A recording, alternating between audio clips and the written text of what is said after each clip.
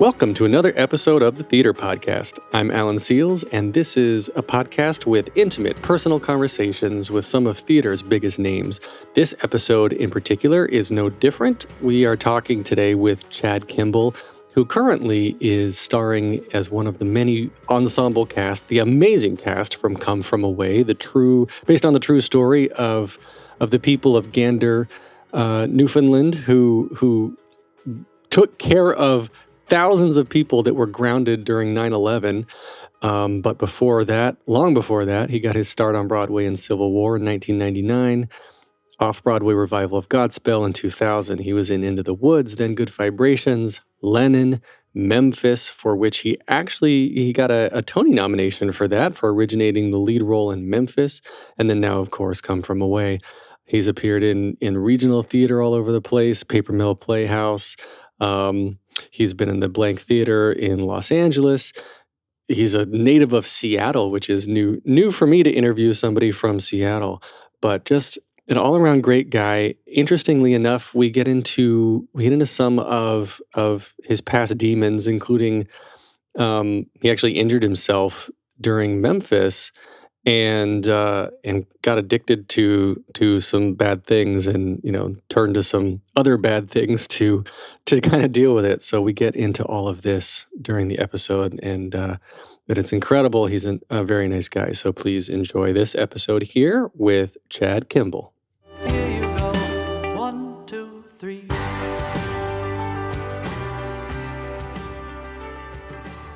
He got his Broadway debut in Civil War in 1999, was in the off-Broadway revival of Godspell in 2000. He was in Into the Woods in 2002, Good Vibrations in 2005, the Lennon musical also in 2005, Memphis, of which he got a Tony nomination for originating that lead role in 2009. And since August, of 2016, you've now been in Come From Away. Yeah, do I have that right? It was May of 2015. Actually, we started in La Jolla then. Okay, well, Chad Kimball, thank you for being here with me today. Thanks for having me. Yeah, no problem. You've done lots of regional theater and at the Paper Mill Playhouse and Michael John LaCusa's Little Fish at the Blank Theater in Los Angeles. But of course, as we always do, we'll get to that. But I want to back up to being a wee little Chad in Seattle. Oh my goodness. Yeah, how did you? What was your childhood? How did you end up in Seattle? My great grandfather Lars Larsen, from, you guessed it, Norway, came from Norway, and apparently this Puget Sound is reminiscent of the fjords in Norway. So a lot of Norwegian people went there. I don't think that's the only, and I think there was great fishing. So I think that's how he kind of got there, and that's how. That's where I grew up. I was the kin of a fisherman who called his boat the Bull Moose. Oh, so he actually moved there to fish? Yeah, he moved there to fish and to set up a homestead. Your family's still there fishing? They are. Well, they're not fishing, but they are still there. Yeah. Yeah. And so what kind of childhood did you have? Was it filled with musical theater? I mean, how did you get from, I assumed you work on the fishing boat as a little kid. Yeah. No, there was no, I didn't even know him. But really? I mean, I did learn fishing from my grandfather, but not in a grand capacity. I mean, we put hot dogs on a line and see what we got. It was mainly flounder and rockfish.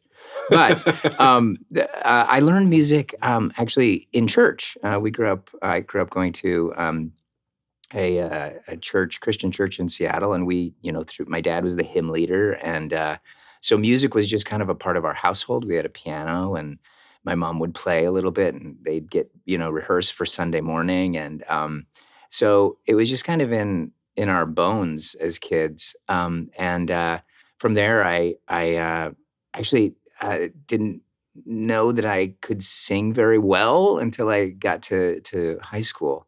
And I went to a high school called Roosevelt High School, which is a nationally acclaimed high school for performing arts and drama. And it was there that I kind of realized that I could sing.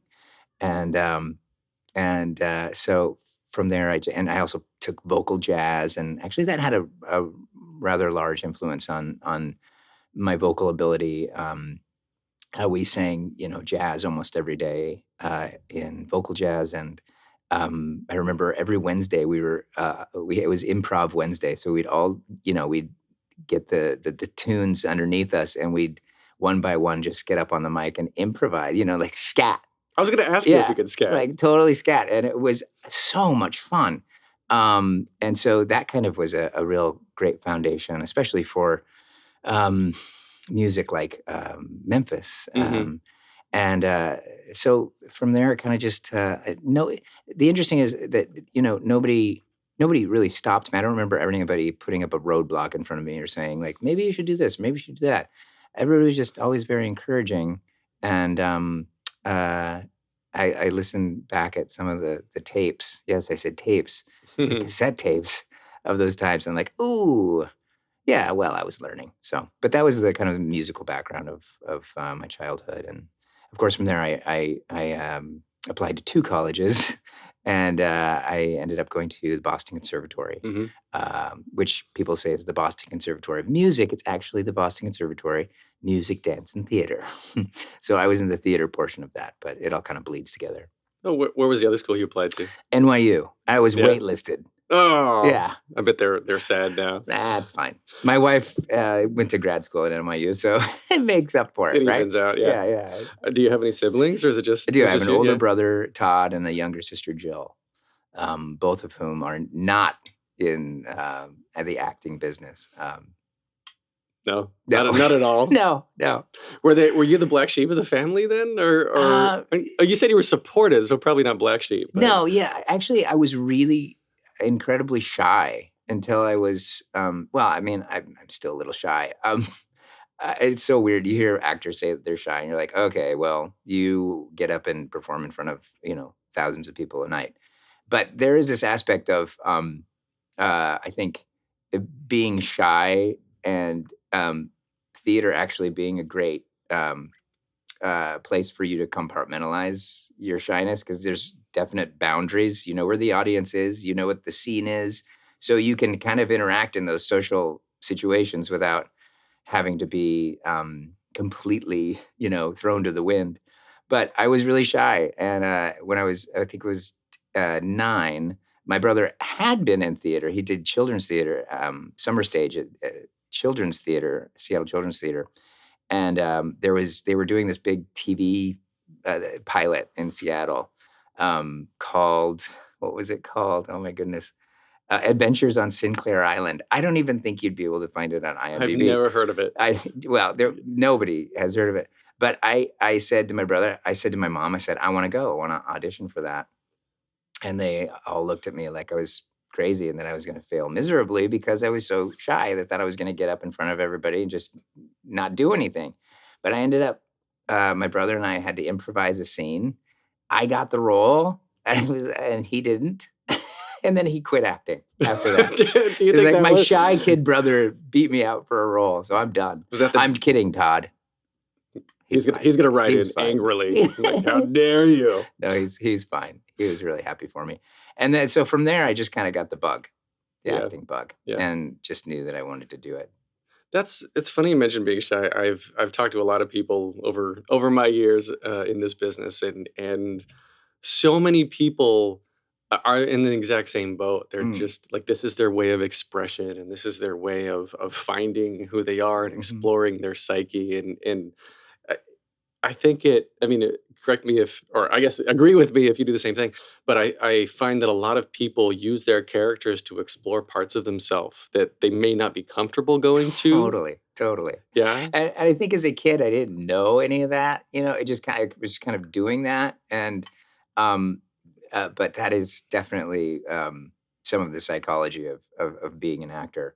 And like I said, it's kind of it's almost, being on stage is almost almost a safer space to explore,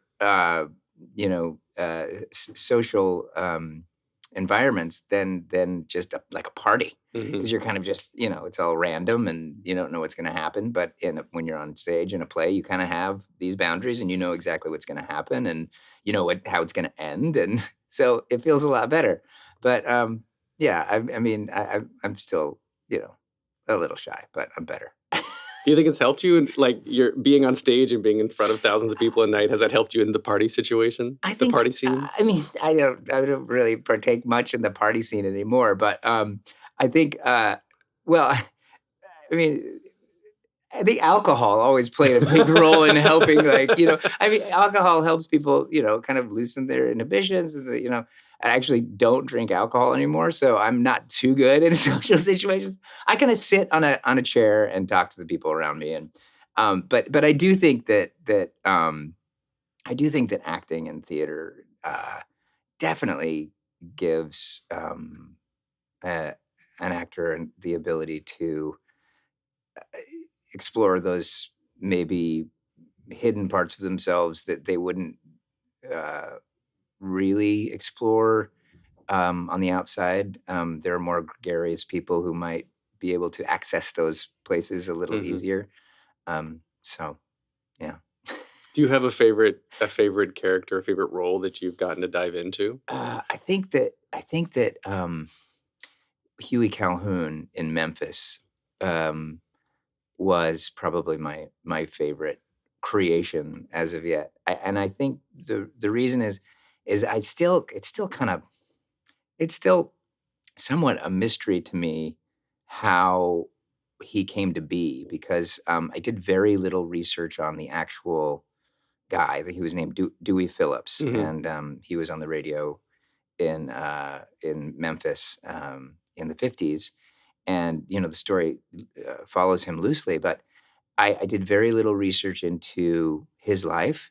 I listened to a couple of recordings of him, and I had a couple of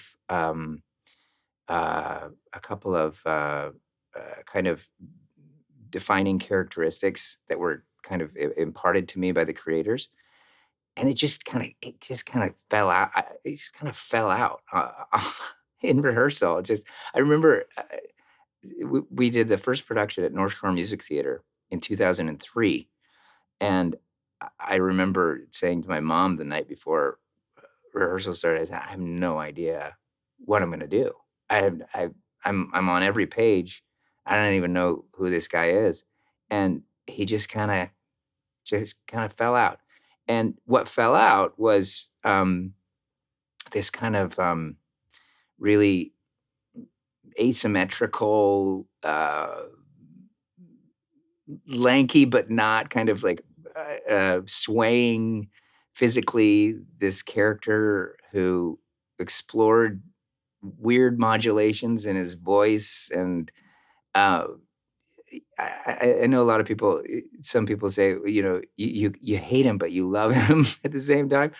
And but Man, he. I would say that, like, I played him as much as he played me. Like, it was a really fun role to play, and the material obviously Mhm. was a big part of that. But yeah, that's probably my favorite role. That sounds, I guess, pretty accurate. I was thinking, though, while you were describing, your conversation with your mom. You're going into rehearsal, you're cast for this role, which I wanna get back to the casting in a second, but you're cast for this role, you're starting rehearsals, and you said a second ago that part of what's great about being on stage is that as a shy person, you've got the scene, you've got the lines, you know how Right. beginning begin Mhm. the in the end. So when you're going into your first day of rehearsal without knowing what your character is, Right. does that give you any sort of anxiety? Do you remember that moment of, like, showing up to the in front of the whole cast and saying, like, "Okay." Well, I think in the audition process, I think I did make a couple of choices that I hid behind, if that makes any Mhm. sense. The voice and the accent were something that I kind of immediately had, and those were easy. Um, they just came to me. Obviously, they changed over time, but that's something that I think I hid behind early on, and also the writing allowed me to kind of just follow along a Mhm. little bit. Um, so I think that I think the bigger picture, the grander uh, scheme of actually doing the show and figuring out how the parts fit together. I think that was more confusing for me. Um, I don't think I was necessarily nervous about getting, in front of the cast or the creatives. I was excited to just start working on it, and because I knew that people were kind of like, "Wait, what? You're using that voice? That's weird." Or so I remember kind of liking that kind of attention. hmm So that was 2009.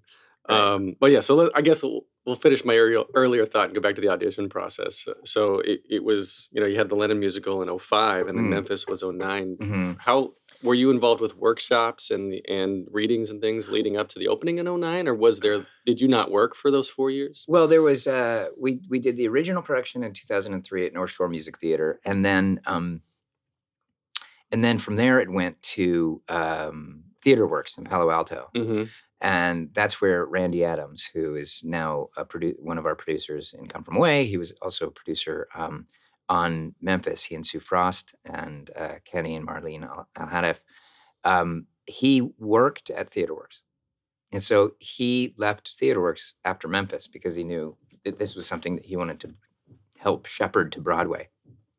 After that production, there was about a 3-year break. And I think that was in 2004 to 2007 Mhm. that Memphis took a hiatus, and there were some rights issues involved. But so in that time, I did Good Vibrations and Lennon, and then I went out to LA and I did Little Fish out there, among other assorted things. And then so there was one other workshop we did at New World Stages, Mhm. actually, of Memphis. And I think in that I want to say that in that version, like Huey died and we saw his ghost or something. It was very strange. Yeah, it was a very difficult play to end because the actual ending of Dewey Phillips Slice was not so nice. He was heavy into drinking, and there were some.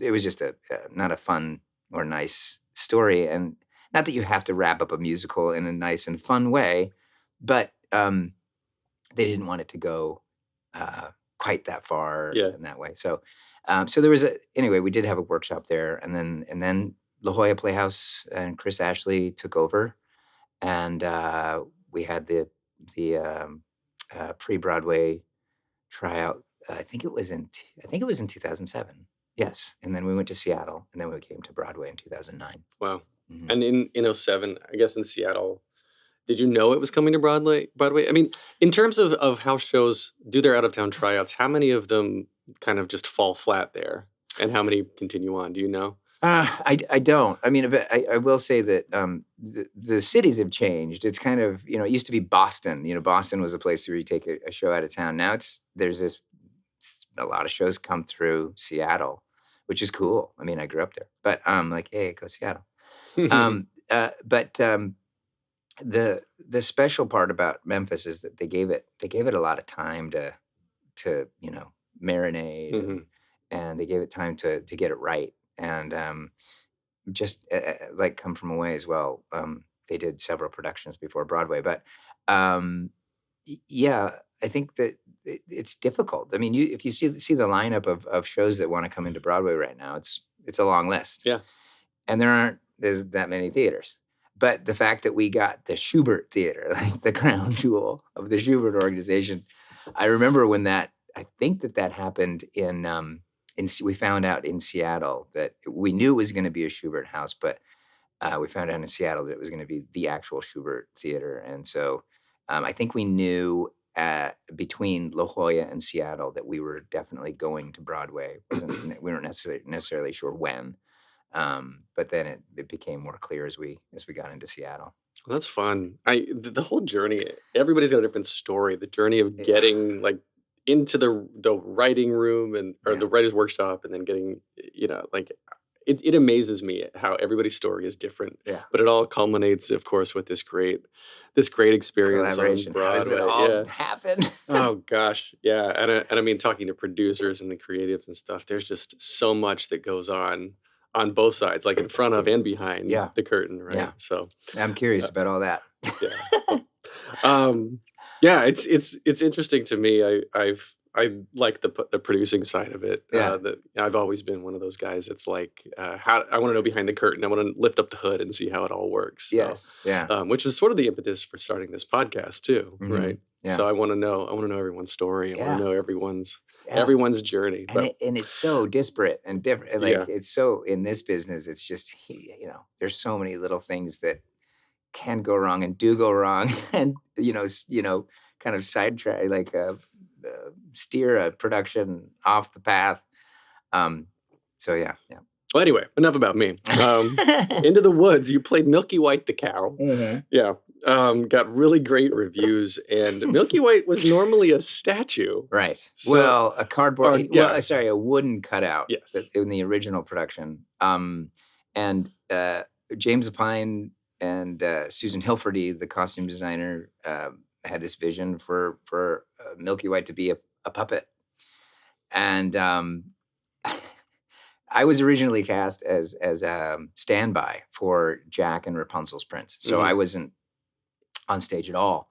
And Kate Reinders, an accomplished Broadway veteran, she was in the show, and she was cast as Milky White. And her other duties were standing by for Cinderella and some other things. But she was cast as Milky White, and I remember the day she came up to me and said, "Can you come and be my moral support? I'm going to talk to James Lapine about." And she had been talking to me for a while about how it was really hurting, and she was having a really hard time doing it because it's on hand crutches. Yeah. And it's like a kind of a. I'm not saying she couldn't do it, but she was having a hard time doing it, and she just kind of wanted out. And so we went to James Lapine, and we were at the Amundsen Theater in LA at the out of town tryout in the hallway, and she kind of broke down a little bit, so said I couldn't do Aw. it, and he kind of just sat back and like shot his eyes at me and said, "Can you do it?" I said, "Sure," and that was that.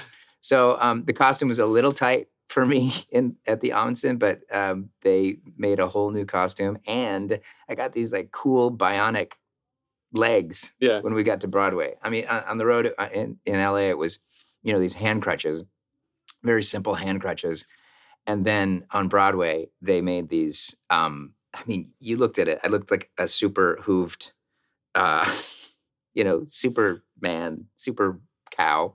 It was like hydraulic, and it was spring loaded. Yeah. So, I mean, I could bound or I could run really fast across that stage. It was so much fun. And Milky White's ears, I could wiggle his ears, and I could make him chew, and I could blink his eyes, which is the best because the eyes were just the cutest things. So you blink the eyes and people would just, laugh immediately. So I was like, I have power. The puppy dog How'd you power. control that? Well, Was it connected to your face? no, it's actually I had to take my hand out of the hoof, and it took a lot of like kind of costume magic and choreography to do it because we had to put silk in there actually so that I wore silk armbands so that when I did take my arm out, it would just slide past the fabric and wouldn't catch. Yeah. Otherwise, you'd see it in the audience. So I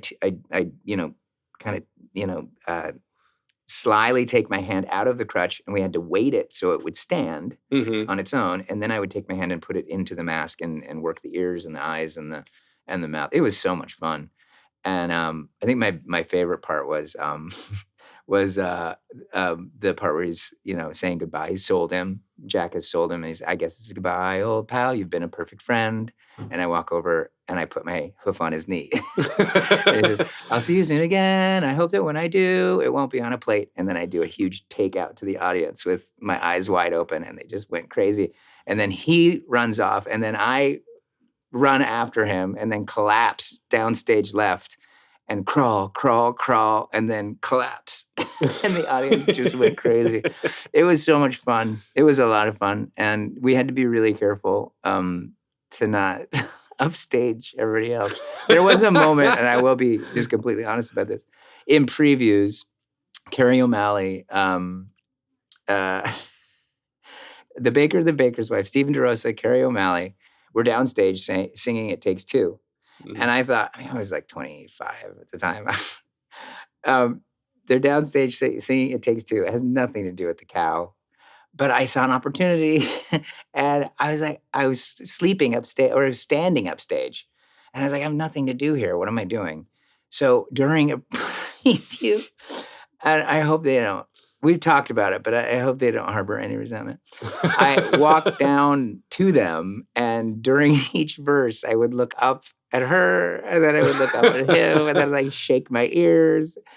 And I mean, understandably, they were not too pleased with me, and I got a bit of a talking to by James. He said, "Don't do that, don't do that." I said, "Well, I was just exploring the So so we had to be careful because the power of the cow, the pow cow, was intense. People really liked it, and it was really cute. So People love animals. I know it. It's weird.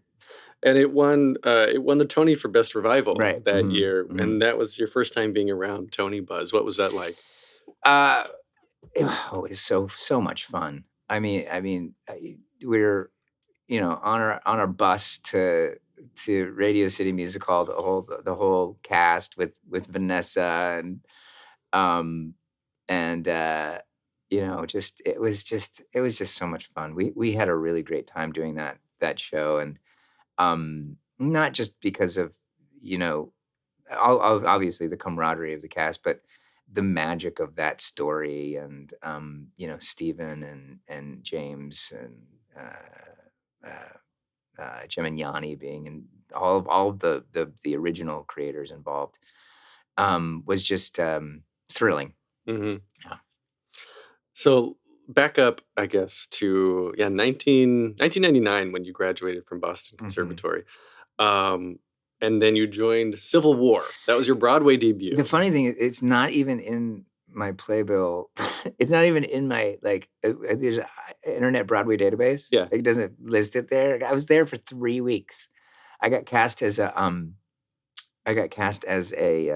ensemble swing, and I loved the music. The music was great. But it was 7 days before I graduated. I got offered the Civil War, and it just doesn't happen. It happened to me, but it really speaks to just being in the right place at the right time and being prepared. And I had the perfect song for the perfect, role and or roles, and was young and ready to do it. And so I got it, and I remember just falling in love with that music. And so I was there for I think it was like 3 weeks, and it must have been longer than that. Maybe a month and a week. But I got 3 weeks in my notes. Is it 3 weeks? Yeah. Okay, we'll say 3 weeks. But I did start rehearsing, so that's good. But then we were nominated for the Tony against Fosse, I think it was that year, and Fosse won, and we lost. And then the next day, obviously, Jerry Zaks came on stage and lowered the boom, and I thought I didn't know. I was so green. I was like, "Oh, the director's here." Hey, and everybody's like, "Shut up." Obviously, it was we're closing, so I was there for a little bit. It was a lot of fun. I met some people who are friends to this day, and it was, I think in a lot of ways, getting the Broadway credit out of the way freed me up a little bit, because I think a lot of people, and I do it in other ways with other kind of goals. But to have attained that one, the mythical Broadway, credit, kind of, I think, freed me up to just be a little more cavalier and choosy, I guess is a word I'd use. But I think a lot of people just harbor that. I got to get on Broadway. Got to get on Broadway. Got to get on Broadway. And it becomes a bit of an obsession. I mean, we all do it with other things, but I'm grateful that I was able to just get that out of the way. Although I never went on stage. I never performed. I did. They let me sing in the pit. Oh, the last show. So I did perform technically under Broadway. Well, what do you look for when you're being choosy? What do you look for in a role? What really speaks to you? Well, part of it is that I say this as a kind of a joke, but it's kind of true. I like to do new roles, and one of one of the reasons is I don't want to stand up to scrutiny um, with the other person who created it before me if I'm doing something that's already been done. But the larger passion for it is just to be able to do what I wanted to do in the beginning, was to just create something that's not been seen or done before. And so um, it is exciting to be able to do that. And I look for I try and look for something that's um, redemptive, something that you find redeeming in that person or that character towards the end or in the story. I think that's a kind of an important uh, something I like to hold up as a stories of redemption and stories of comebacks and that kind of thing. Hmm. Yeah. Yeah, I guess that's noble. I always wonder what really speaks to people, so it's interesting to hear everyone's different take on all of that. But Yeah.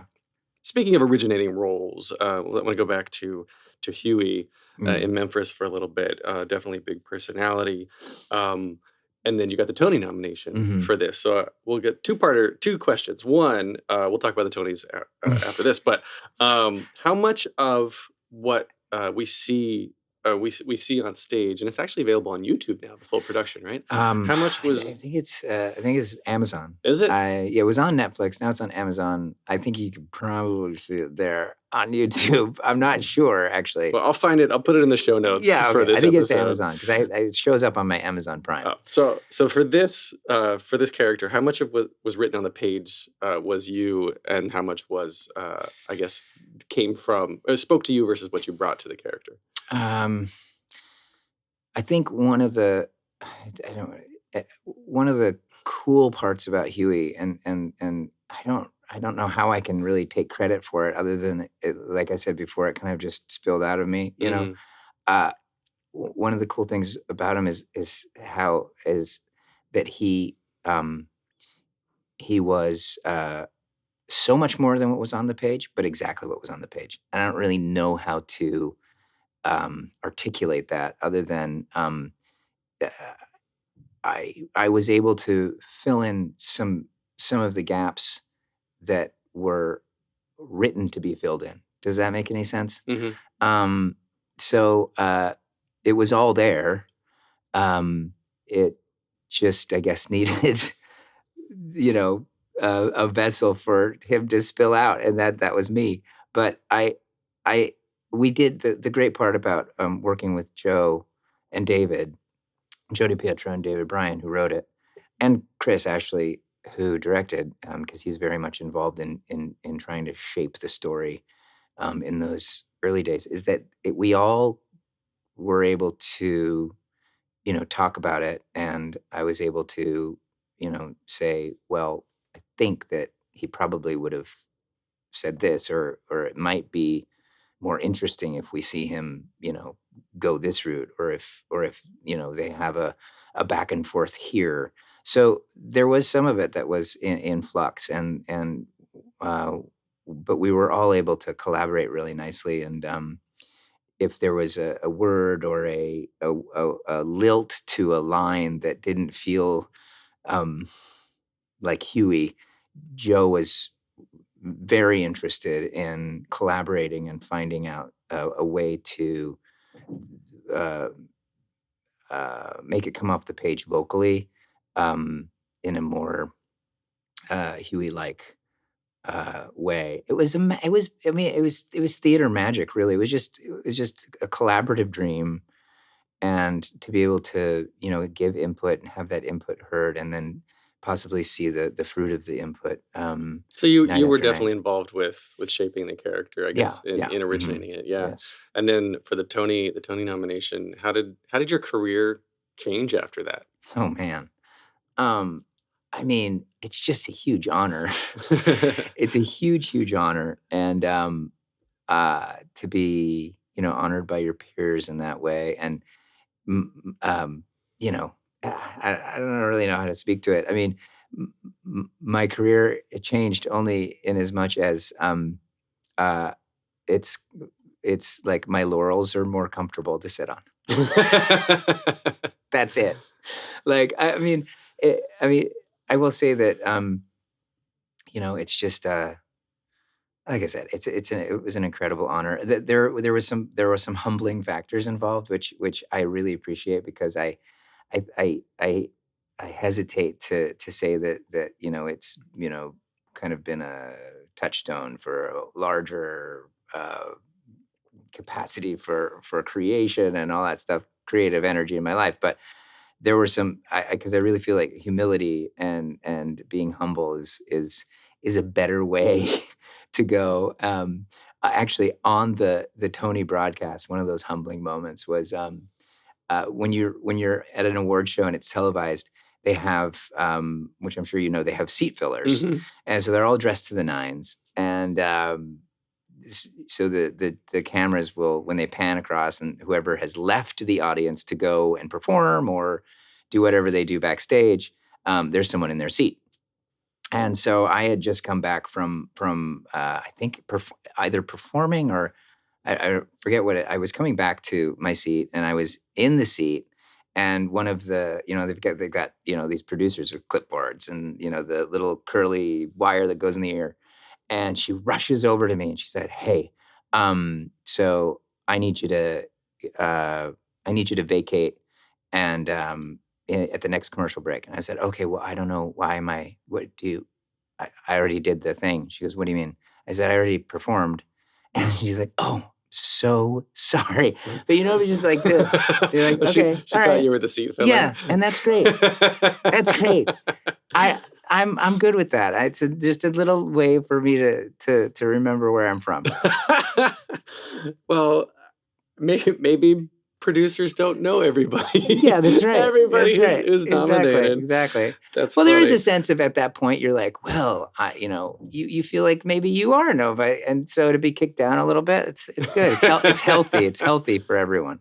Well, that speaks highly of you, I guess, to take that as a humbling moment was- instead of being like, "I'll have It your was job." it was fine. It was fine. Okay, so then fast forwarding a little bit, July 2011, you said you left Memphis for an indefinite leave of absence Mhm. due to nerve damage, Mhm. right? Mhm. What's that story?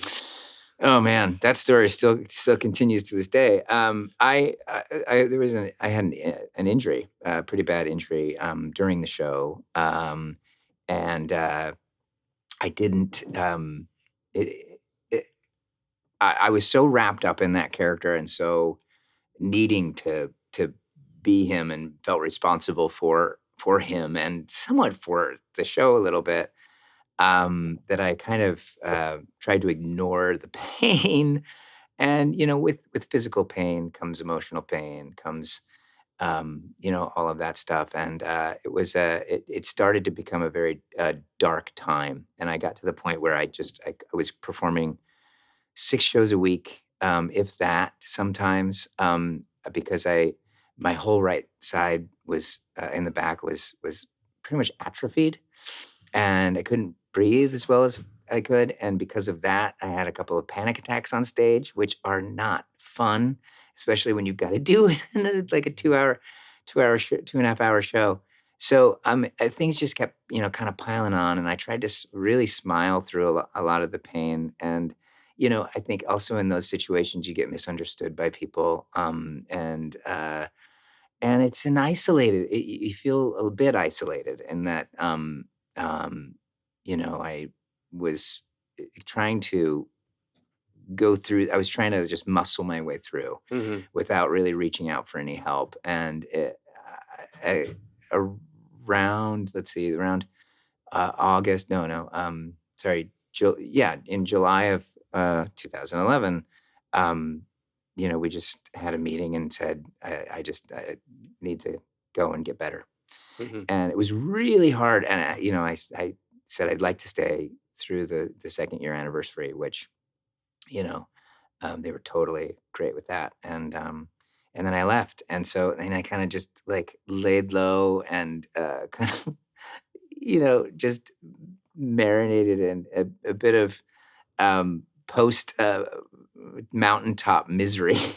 Can you say that? Yeah, sure. And so it took me a few years to kind of get back on track. Really? Yeah. It was hard. Um, nobody kind of prepares you for um, being in front of so many people and being so exposed and being um, uh, kind of it's kind of a being as a shy person growing up and kind of a more of an introvert than an extrovert, and a bit of a homebody, being thrown into that environment and not really thinking about the ramifications um, is hard. And then on top of that, being injured and then feeling emotional pain from all that and anxiety. It was a recipe for disaster. So I hit a bit of a rock bottom, and then I came back up, and things have been looking up recently. Are you prone to anxiety in general? Is that No, I don't think so. I think that uh, no, I don't think so. I think that everybody's got their everybody's got their personal afflictions, Mhm. really, and everybody goes through it in a different way. And mine ended up actually in addiction. I was addicted to Adderall, which I was prescribed for attention deficit disorder. But when you're in a cycle of kind of anxiety and you're injured, um, and the toleration for the medicine is rising. It was kind of a perfect storm, and so I ended up, kind of isolating myself quite a bit and being addicted to Adderall. And finally reached out to my family, whom I was convinced would. I mean, they're the most loving people ever, but my mind was like, "Oh, you've disappointed them." And they were great. They said, "We're gonna get you help. We're gonna bring you home." My sister said, "I'm so excited." And I said, "What?" Because I called home and I said, I've got a substance problem. And she said, "Well, we finally know what's wrong with you." And there was something that we just couldn't, I did a Yeah, really good job at hiding it. And they knew so something was they knew off. something, yeah. And I'm, of course, across the country, and they were like, "What's wrong with him?" So finally I got some help. And I think the cool part about it is that m- m- there's as an actor, I feel like my motivation for acting has changed a little bit in that I now understand some of the more um, psychological reasons why people get into acting, um, and now I feel like I can focus more on uh, the work, if that makes any sense, because I've Mhm. got kind of a larger foundation for who I am and what I've been through and what I can pick from here and there. Yeah, it was a hard time, but I'm so glad I went through it. Yeah. Did you go through, like, a rehab back in I Seattle? Is did. that yeah? Yeah, Yeah. in Eastern Washington, 21 days in Sundown M Ranch. It was awesome. Yeah? Well, yeah, because you're laid bare.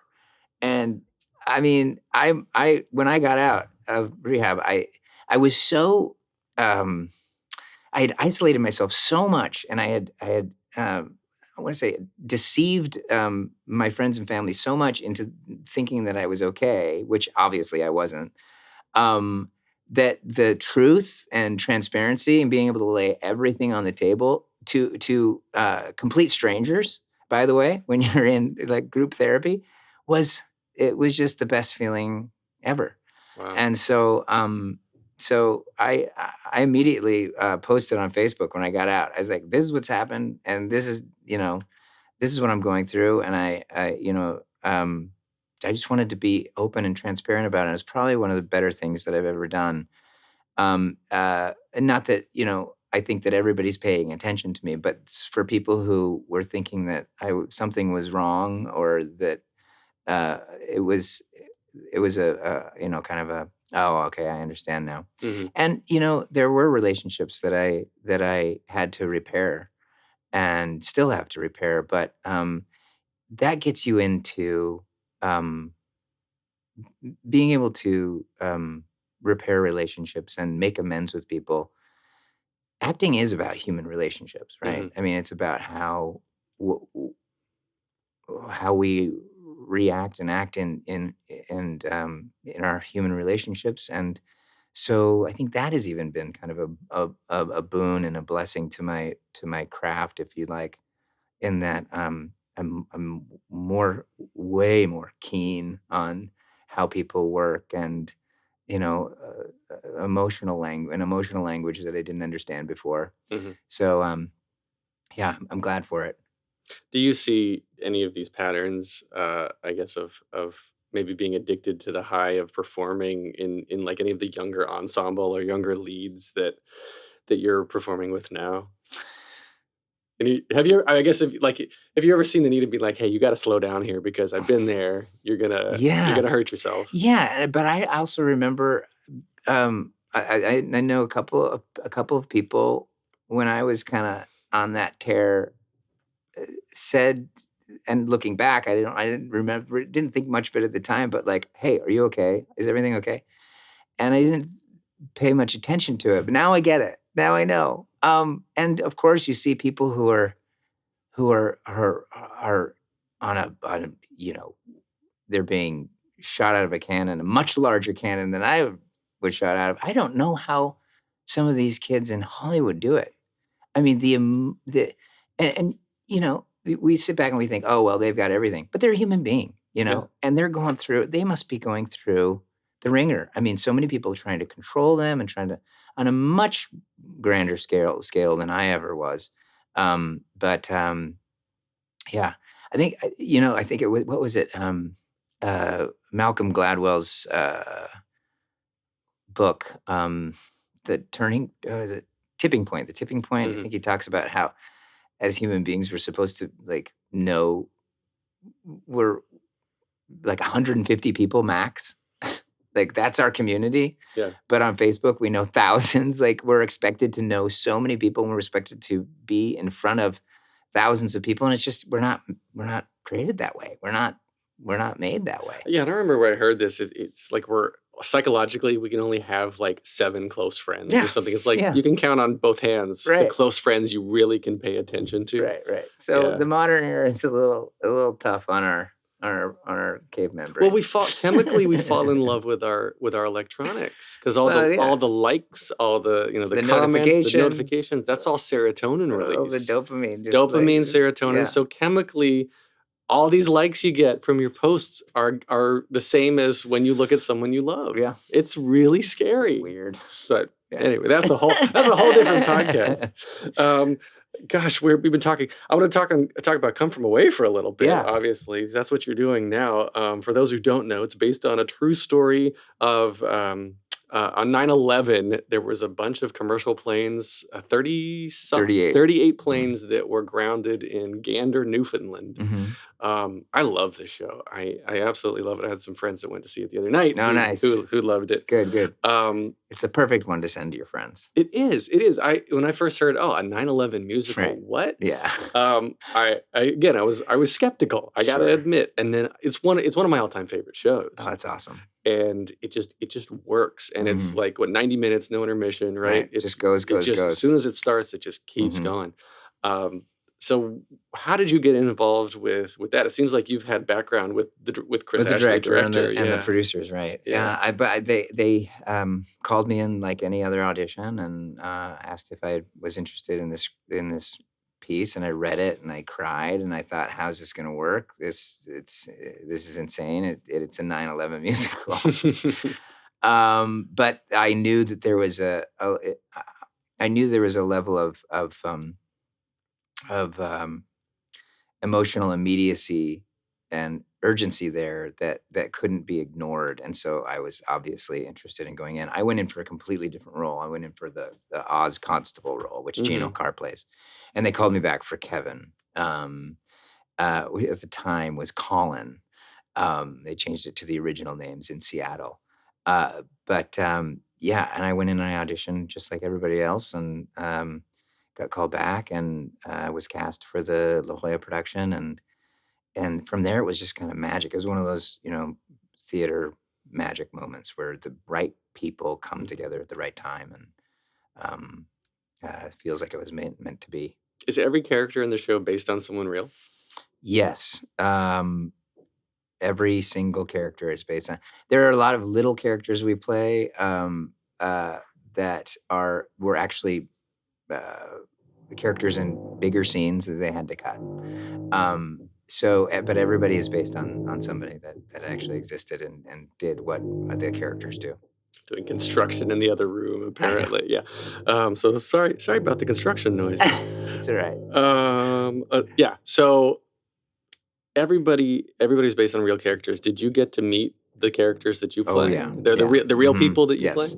We know them very well. I mean, we on when we opened on Broadway, most of them were there to bow with us. So we had our really? counterparts there bowing with us, which was crazy. And it's like you don't really in theater, you don't know the people you play, and if you do, it's it's maybe not as happy a story, and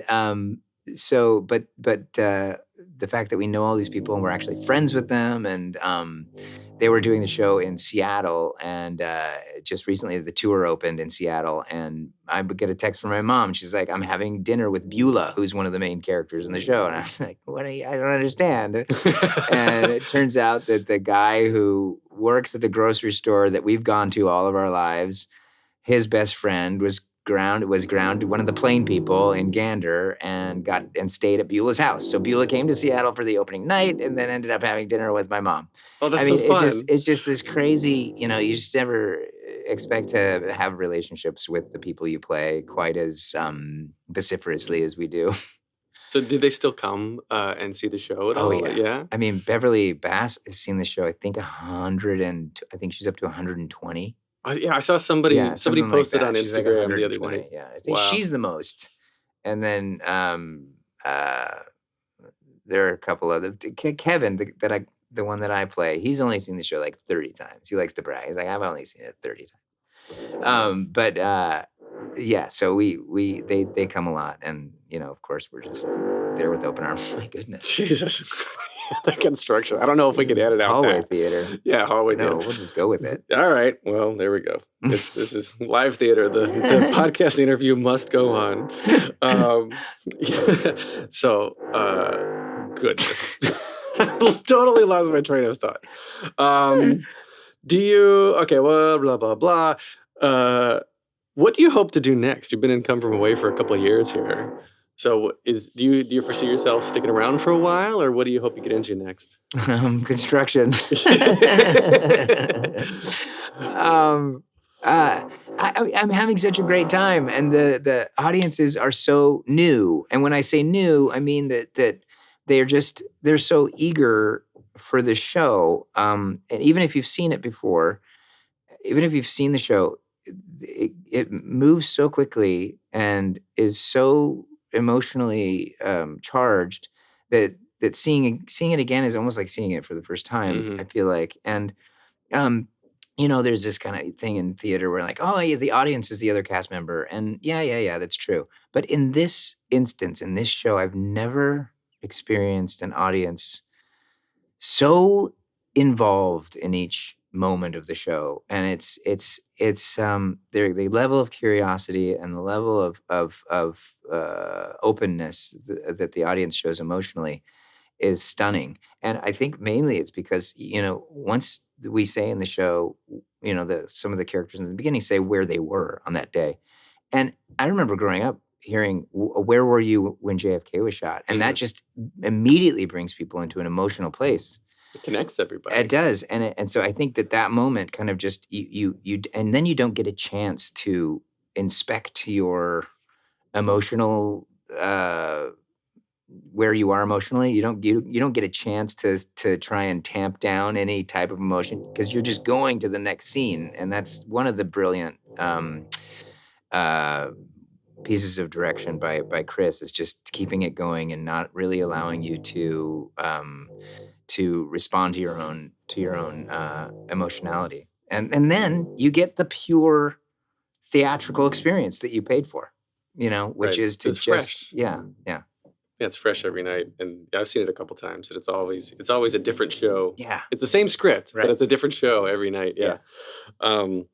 Real quick, I want to touch on your personal life. You got married last year. I did. Thank you. Well, Congratulations. Yeah, Not last thank year. you. It's been Yeah. 5 months. 5 months ago. Oh, really? Yeah. Yeah. So Mhm. very recent. Very So recent. Emily Swallow, Mhm. fellow stage and TV actor. Do you Yes. find it? Do you find it easier or harder to have married a non-civilian, a fellow actor? I think it's much easier. I think because we both, we speak the same emotional language and we speak kind of the same professional language, and I think that that's a boon to our relationship. And she's also, I've learned so much from her, as far as how to prepare, and I think she's learned a bit from me. I would say maybe. I hope she has. Honey, have you?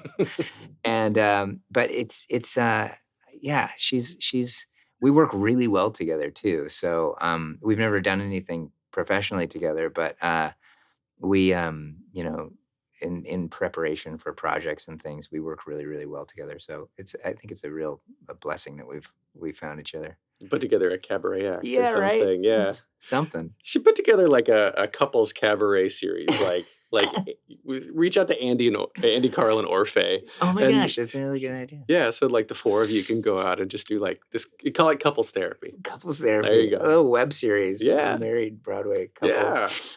I'd watch that. I'd pay to see that. Anyway, that's free for you. You can That's a take good that. idea. I like it. So we'll wrap up here because we've been chatting for a good amount of time here. We have 3 closing questions that I always ask people Okay. on the podcast. So the first Nervous. one, very simply, what motivates you? Hope, I think. I've got hope that they're fun and exciting and fulfilling opportunities ahead. What advice would you give to your younger self and younger people listening now, starting out down a similar path? Oh man. I mean, I want to be able to live the same kind of life because I don't want to the things I've learned are hard fought, hard won. But I would say don't think that being rejected is because it's not a judgment on who you are or what your talent level is. It's just because you weren't exactly the right thing that they wanted. I think a lot of people, and me included, kind of self-sabotage a little bit that way, and thinking that rejection is, it's so weird. Like they want you, but then they reject you. Like you are wanted when you come into that audition. Right? Mhm. They want you to be the perfect person. So I'd say, don't think of rejection in such harsh terms. Cool. So final fun question. If you could only see one show for the rest of your life, but you can see it as many times as you want, what would you see? Oh man. Sweeney Todd. All right. That is the second answer for second person who said Sweeney Todd. Really? Yeah. Wow. It's stunning. And it's yeah. I think maybe like the 100th time I'd start to find the major humor. Mhm. All right. Well, people can connect with you on Instagram at Chad Kimball 76. I guess there were 75 other Chad Kimballs. That's right. Yeah. It's not my birth year. No, not at all. Twitter, Chad Kimball 1. That's Yeah, right. you're the first. I'm first number Chad 1. Yep. And then Facebook.com/Chad Kimball fan page. Yes. Mhm. And you can get more of me and the Theater Podcast at theater_podcast on Instagram and Twitter, Facebook.com/official theater podcast. And listen and subscribe, always thetheaterpodcast.com. Wherever you're listening now, please rate and review. I love reading reviews. This is produced by Jillian Hockman, and music you're hearing now for the intro and outro is by Jukebox The Ghost, our wonderful friends. Chad Kimball, thank you again for this lovely conversation. Thanks This for was having great. me. Thank you. Take a deep breath, make the world a little colorful.